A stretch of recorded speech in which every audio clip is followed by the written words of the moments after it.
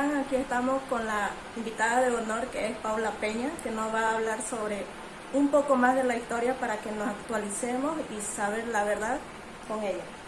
Oh, muchísimas gracias, muchas gracias por la invitación y compartir con toda su audiencia. ¿Sobre qué preferiría usted, Carmina, que le hable? Sí, ¿cómo llegó Ñuflo de Chávez así?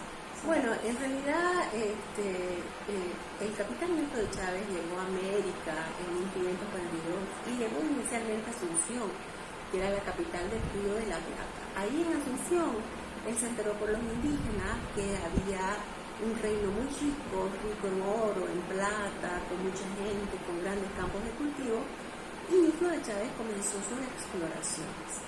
Mire, en 1548 realizó su primer viaje que lo llevó hasta Lima, la capital del virreinato del Perú. Allá se entrevistó con el virrey para que le diera permiso para fundar otras ciudades. No obtuvo ese permiso y se regresó a Asunción.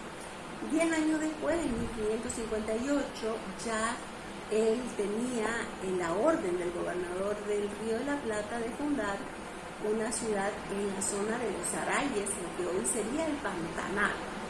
Él va a salir de Asunción con 1.500 indios amigos, con más de 158 españoles en canoa, a caballo, en bergantines, y cuando llegan a la zona del Pantanal, lo que ahora es más o menos la Gaiba, él se entera por los indígenas de la zona que yendo hacia el norte iba a encontrar un reino muy rico. Entonces deciden no fundar esa ciudad ahí e intentar llegar a lo que hoy es Mocos. Él no puede, tiene problemas con los indios de chiquito y finalmente se viene a donde había estado 10 años antes, a la zona del río Guapay, y funda una ciudad llamada Nueva Asunción. Porque claro, él había salido de Asunción y funda Nueva Asunción. Va a tener unos problemas con un enviado de la audiencia de Charcas, Andrés Manso, y deciden ir al virreinato del Perú, que era la máxima autoridad que había en América del Sur, y el virrey crea entonces la gobernación de Mocos. Va a nombrar como gobernador de esta gobernación a su hijo García Hurtado Mendoza, pero él se encontraba en Chile, entonces le dejó la gobernación a Ñuflo de Chávez. Ñuflo de Chávez entonces ya se viene con el título de gobernación, le va a cambiar ese nombre de la ciudad de Nueva Asunción a La Barranca, porque ya es una gobernación independiente de la del Río de la Plata, y ya con todos los títulos, con todas las competencias dadas por el virrey, se irá hacia el este y fundará la ciudad de Santa Cruz de la Sierra un 26 de febrero de 1561 a orillas del arroyo Sutó, a los pies del Curubó, en la cercanía de lo que hoy es San José de Chiquitos. Ya, ¿y por qué se llamó Chiquitos?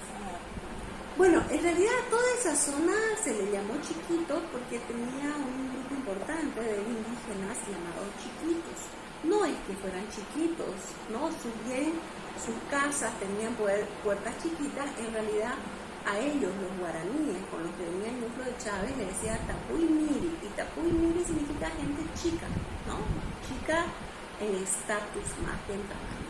Y de ahí es que toda esa zona se llamó Chiquitos, a tanto los indígenas se llamaban Chiquitos, después Chiquitanos, y la lengua también se llamaba Chiquitana, y el lugar también ahora se llama la Gran Chiquitania, que tiene varias provincias que la componen. Ya. ¿Y cómo hace Ñuflo de Chávez para promover su vestimenta hacia nosotros? Bueno, en realidad Ñuflo de Chávez era una persona que había desarrollado muchas competencias, sobre todo él formaba alianzas con los pueblos indígenas, porque como usted sabe, en el Oriente no había un imperio como podía haber en México, como podía haber en Perú, ¿no? Aquí cada pueblo tenía su cacique, su lengua, su religión, su cultura, y la capacidad de Ñuflo de Chávez fue justamente esa, ir negociando con cada uno de esos caciques para ir expandiendo lo que iba a ser la gobernación de Santa Cruz de la Sierra, con capital en Santa Cruz de la Sierra. Y Ñuflo de Chávez, ¿cómo ha llegado a Santa Cruz? O sea, me refiero a si tuvo algún problema, vino en son de paz o hubo conflicto. Bueno, en realidad tenemos que entender que la conquista española, de hecho, cualquier conquista supone, ¿no?, violencia, no necesariamente física, pero violencia al fin de cuentas. Y Hugo de Chávez tenía esa capacidad de negociar, pero eso no significa que no hubiera tenido conflictos. Claro que sí tuvo conflictos, enfrentamientos, muertes, ¿no? Pero bueno, ese es el proceso que conocemos nosotros como la conquista. Entonces, ¿nosotros teníamos ya idioma español o ellos introdujeron? En realidad, en la zona donde nosotros vivimos, había muchos pueblos indígenas. Cada pueblo tenía su propia lengua. Los chiquitos, los gorgotoqui, los chamé, los chiriguanos, los zamucos, los jores, los yuracaré. Cada uno hablaba su propia lengua. Sin embargo, dado que los españoles llegaron, van a imponer la lengua castellana para que todos esos pueblos utilizaban como la lengua franca, ¿no? Incluso hoy en día la manera en que un chiquitano se entiende con un guarayo es a través del castellano, ¿no? Porque el chiquitano es una lengua y el guarayo es otra. ¿Qué clase de alimentos introdujo a nosotros? Bueno, en realidad, ¿qué alimentos había acá? Aquí había fundamentalmente el maíz, la yuca, los porotos, ¿no?, como algunas otras hierbas, el palillo, por ejemplo, ¿no? Y los españoles van a traer el arroz, la caña de azúcar, los plátanos, las naranjas, van a traer el ganado vacuno, el ganado caballar, el ganado porcino, las ovejas, las cabras. Y claro, al traer el ganado van a introducir la carne de res, van a introducir la leche, al traer las gallinas, los huevos. Aquí habían algunas pavitas de monte, pero la alimentación en general en todo este territorio era en base a maíz, yuca, pescado en la zona del Beni, digamos, ¿no? En esta zona también se comían pavitas, ¿no?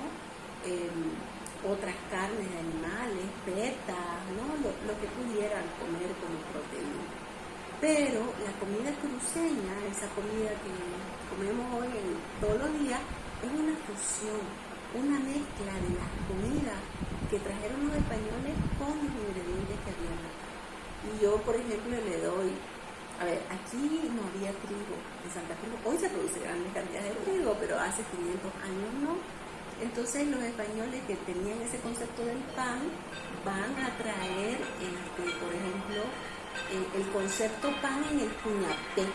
El cuñapé es un pan hecho de harina de yuca, de almidón de yuca, o los panes de maíz, ¿no?, que son la rosca, o bien el pan de arroz. Si bien el arroz lo trajeron los españoles, pero aquí se hace el pan de arroz que lleva yuca, ¿no? Seguro usted ha comido. Claro, es muy típico de aquí de Santa Cruz. Así es.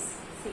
¿Y qué tan cierto es de que solamente vinieron los españoles a llevarse nuestra riqueza?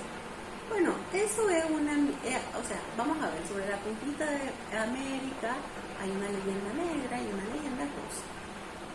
Sí, por supuesto, los europeos querían el oro y la plata, pero en Santa Cruz no había ni oro ni plata, ¿no? En Santa Cruz lo único que había que haber fue una economía productiva, comenzar a producir la tierra, la ganadería. La base de la economía cruceña fue la producción de caña de azúcar, que la convertían no solamente en la materia prima, sino en los ingenios, la llevaban, la transformaban en azúcar, ¿no? También Santa Cruz producía grandes cantidades de ganado, cuero, suela, lo que hoy decimos charques, que es la carne salada, exportaba miel, cera de abeja, azúcar, ¿no?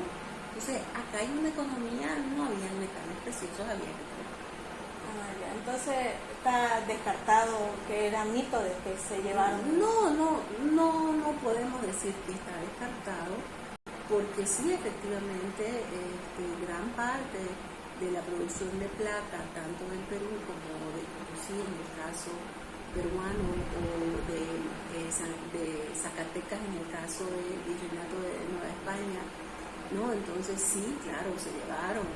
El mundo en ese momento estaba entrando en una economía capitalista y se necesitaba oro y plata, ¿no? Sí, claro que sí. Pero en el caso nuestro no había esas grandes riquezas de metales como había en otras zonas. Entonces La economía cruceña se basó fundamentalmente en la agricultura y ganadería. Ya.